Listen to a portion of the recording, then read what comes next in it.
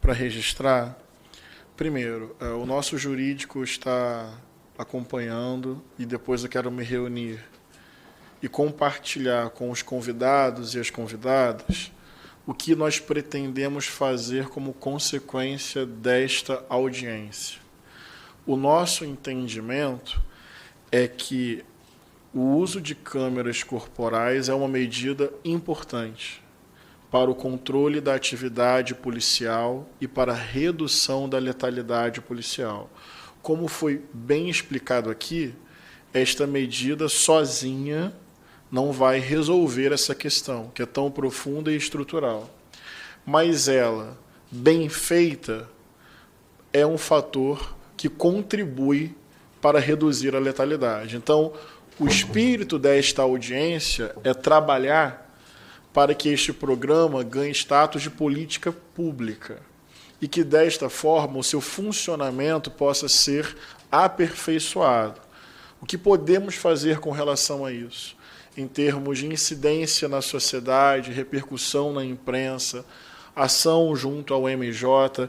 Tem uma expressão que foi utilizada aqui, construção de um consenso político, um debate amplo na sociedade. Nós precisamos ganhar esse debate, isso é fundamental. Tem um papel aqui que é político-pedagógico, de debater com a sociedade, debater com os gestores de segurança pública, debater com os policiais.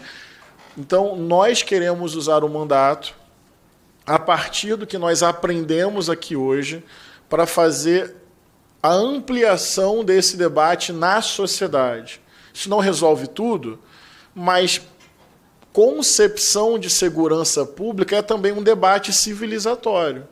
Temos que pegar o que aprendemos aqui e ampliar os espaços de debate sobre a importância das câmeras corporais para a redução de letalidade policial. Então, queremos repercutir esta audiência de todas as formas que o jurídico e a coordenação do mandato entenderem que forem eficientes para isso. Esse é um debate importante. Me parece que é muito importante trabalhar para que haja uma gravação automática e ininterrupta.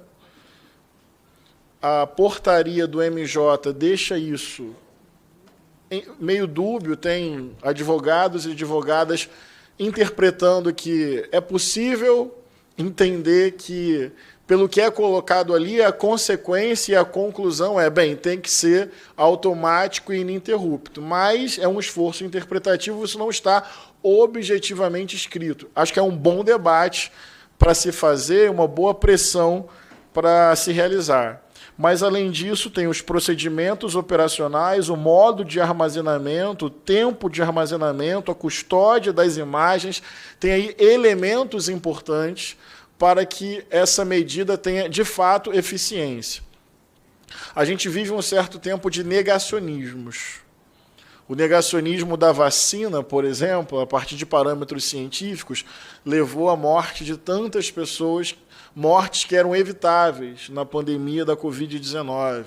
Tem o negacionismo ambiental, pessoas que não reconhecem que o planeta Terra está gritando contra esse modelo de desenvolvimento. Então, aumentam as catástrofes, as tragédias fruto da ação humana, e tem pessoas ainda negando a emergência climática. Negacionismo científico na área da saúde, negacionismo com relação à emergência climática, e acredito, e por isso estou falando em negacionismo, que existe o negacionismo na área da segurança pública, porque as pesquisas, as evidências e os dados apontam que esse programa reduz letalidade policial. Então, assim, tem dados já que comprovam que esse programa é bom em termos de segurança pública para reduzir a violência do Estado e salvar a vida de pessoas. Mas, infelizmente, o debate, muitas vezes, na área da segurança pública, fica no campo do sensacionalismo, do espetáculo, da utilização política do sofrimento e do medo legítimo que as pessoas têm, e se nega o que realidade, pesquisas, boas fontes, verificáveis fontes demonstram que seria uma boa prática de segurança pública. Então, assim, nós queremos pegar tudo que foi colocado aqui e, com esse repertório bastante qualificado, ampliar esse debate na sociedade, incidir no Ministério da Justiça e atuar para que a gente possa aperfeiçoar e garantir o uso das câmeras corporais como medida de controle da letalidade policial. Esse é o compromisso do nosso mandato e vamos tratar todas as informações aqui com muita consequência e com muita dedicação. E para concluir, a fala do Gabriel também me tocou muito, assim como a fala do Neilton, da Rafaela, da Sandra, mas pensar a segurança pública no Brasil é também pensar a condição do povo pobre e do povo negro. Nesse sentido que eu estou querendo dizer. O atual, eu fiquei me perguntando assim, e tenho sempre refletido sobre isso, como esse genocídio sobre a juventude negra se perpetua ao longo do tempo. Porque é um massacre, porque é um extermínio, porque são muitos adolescentes, porque é uma realidade cotidiana, singular, insubstituível para qualquer pessoa, mas do ponto de vista social é algo que se repete todos os dias. Como isso se perpetua? Como isso ganha um status quase que de normalidade? E eu fiquei pensando que o racismo é o mecanismo que mata, mas é também o mecanismo que naturaliza esta morte para que ela se torne aceitável. Me faço entender? Porque era para parar o país, né? Era para parar o país. O relato da Sandra é digno de parar uma nação. O relato do Neilton e da Rafaela é um relato digno para suspende tudo. Não tem nada mais grave do que um adolescente de 14 anos dentro de casa ser executado pelo Estado. Para o país, para o trem Brasil. Nada mais grave do que um jovem absolutamente já sob controle da polícia. Eu guardei aqui a expressão que a Sandra escuta todos os dias no coração e na mente dela. Por favor, Senhor, não, Senhor. E ainda assim, com registro de câmera, fica ali registrado uma execução de um jovem para o Brasil. E não só, pelo que eu entendi do caso da Sandra, a despeito de todas as evidências, os policiais não foram culpados. Então, para o Brasil de novo, porque depois de uma execução, não há uma punição sobre quem executou. E pelo que eu entendi do caso do João Pedro, lá do nosso estado, a juíza simplesmente absolveu os policiais que entraram numa casa e com um tiro de fuzil nas costas levam a vida de um menino de 14 anos e depois a juíza, a despeito de todas as provas e evidências, absolve os policiais sem levar a júri. Então, para o Brasil de novo, porque a polícia está matando, o judiciário está enterrando e parte da sociedade está normalizando, silenciando, aplaudindo. Para o Brasil 3 vezes, pela execução, pela falta de punição e pela naturalização. E enquanto continuar assim, é triste. Ontem foi um dia de sofrimento, hoje é um dia de sofrimento e não é previsão assim, sem base. Amanhã será. Porque isso é uma máquina de matar gente. É uma máquina de produzir mães e pais que vão chorar para sempre. É uma máquina de matar a infância e a adolescência. Com cumplicidade institucional. E com um ambiente que pessoas ganham eleições estimulando isso. Porque a imagem do mal, a imagem do bandido, a imagem do marginal, a imagem daquele que tem que ser morto já está construída historicamente.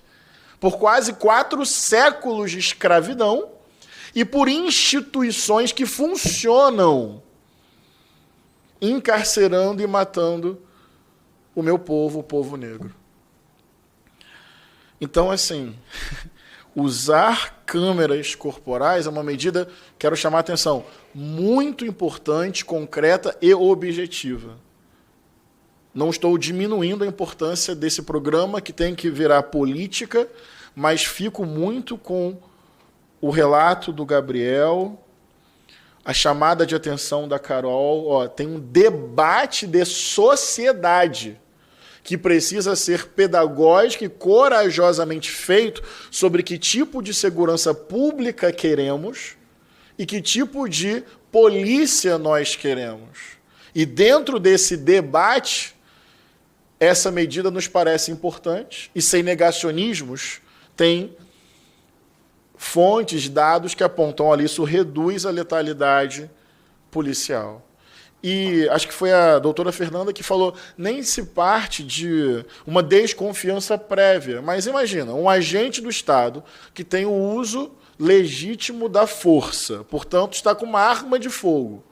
Não é se ele é bom ou mal, é absolutamente esperado que a sua ação tenha critérios muito bem objetivos e um controle social muito bem delimitado. Porque é um agente que tem o monopólio legítimo da força, que está com uma arma de fogo e que é sua função o policiamento. Eu me pergunto quem não quer o controle social sobre isso e por que não quer. A quem interessa que não haja câmera nos uniformes policiais? Quem se beneficia dessa falta de transparência e de controle?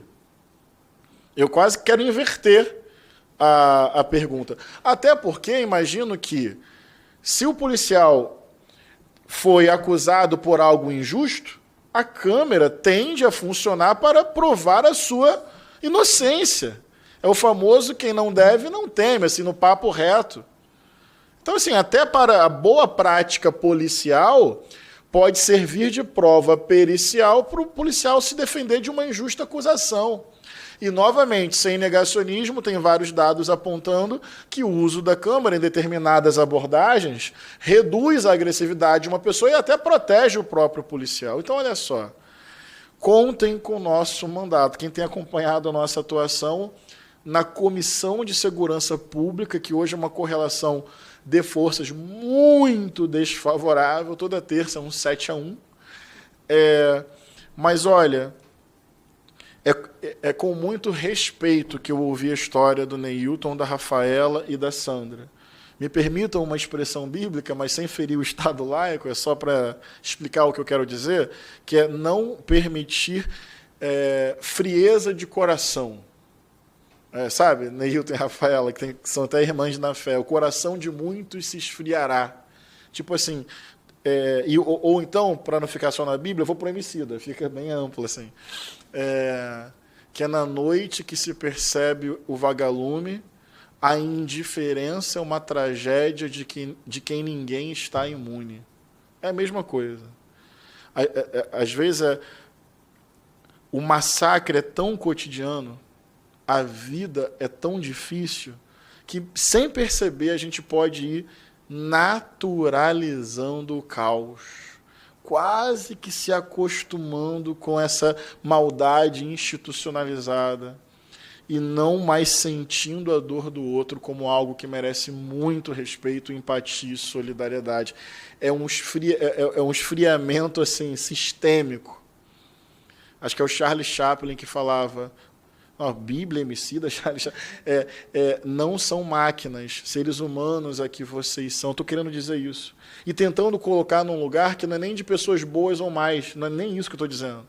É que a vida é tão corrida e tão dura que a indiferença é uma tragédia de quem ninguém está imune. Você pode acabar até como estratégia de sobrevivência emocional, não mais se deixando tocar pela dor do outro. Eu quero cuidar das minhas emoções, mas não ao custo de ter um coração de pedra. Então, Neilton, Rafaela e Sandra, escutamos vocês, enxergamos vocês, nos solidarizamos com vocês e queremos nos colocar ao lado de vocês, não para tapar um vazio, porque esse vazio está aí. Mas só para dizer, olha, tem gente que se importa. Tem gente que não topa o silêncio. Tem gente que respeita a dor de vocês. Tem gente que respeita a indignação de vocês. Tem gente que quer enxergar vocês como irmãos e irmãs. Tem gente que quer estender a mão não como favor, mas como dever ético, como atitude de amor. Tem gente que vai com vocês até o fim. que vai comprar a briga que tiver que ser comprada, mas não vai largar a mão de pessoas que têm uma dor provocada pela injustiça. Que essa audiência sirva também para isso, para que vocês saibam que, apesar da dureza, vocês não estão sozinhos e que tem gente cujo coração não se esfriou, que não vai resolver o tamanho da dor, mas vai se colocar ao lado de vocês para além do fim. Para além do fim. Obrigado a todos e todas. Nós não vamos nos calar. Somos filhos e filhas de Dandara, Zumbi, Carolina Maria de Jesus, Antônio Conselheiro, Marielles. Somos a continuidade de tantas lutas e vamos em frente, respeitando a dor, dando as mãos, aquecendo o coração e desistindo jamais. Eu tenho um final oficial agora. Gostaria novamente de agradecer, a participação de nossos expositores e expositoras que muito contribuíram para o debate.